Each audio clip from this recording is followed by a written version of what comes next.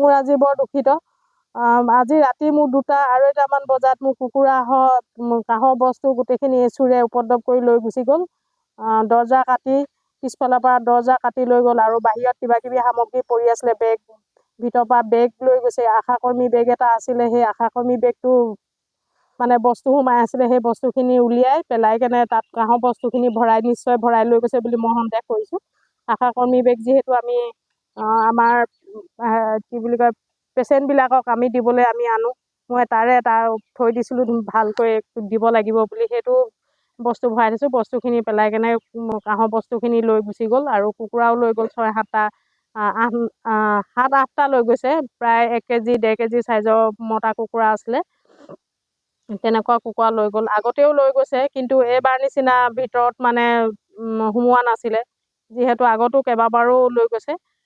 এইবাৰ দৰ্জা কাটি লৈ গৈছে আৰু কাঁহৰ বস্তুখিনি লৈ গৈছে। মই বৰ দুখিত, যিহেতু মই অকলশৰীয়া মানুহ, বহুত কষ্টৰে মই আৰ্জিছোঁ আৰু মোৰ বহুত পুৰণি মোৰ মানুহজনৰ কাঁহৰ বস্তুখিনি আছিলে, মই সেইখিনি বহুত মৰমত থৈছিলোঁ, কিন্তু সেই বস্তুখিনিও লৈ গৈছে। মই আজি বহুত দুখী। প্ৰায় 2:30মান বজাতে নিছে মোৰ সন্দেহ। মই 2টামান বজাত মই উঠিছোঁ, মানে বাথৰুম গৈছোঁ, বাথৰুম যাওঁতে সম্পূৰ্ণ ঠিকেই আছে। আৰু মোৰ বজনাই হয়, মন্দিৰৰ বজনা, তেওঁলোকৰ ঘৰৰ পৰা গম পাইছোঁ। তেওঁলোকৰ ৰাতিপুৱা গেট খুলি কেনে কি কয় এইটো কুকুৰা লৈ গ'ল, 4-5টা কুকুৰা লৈ গৈছে বুলি শুনিছোঁ। আৰু ছাতি এটা প্ৰায় 400 টকীয়া ছাতি এটা বাহিৰতে আছিলে, সেইটো লৈ গ'ল আৰু চাইকেল এখনো লৈ গৈছে বুলি গম পাইছোঁ।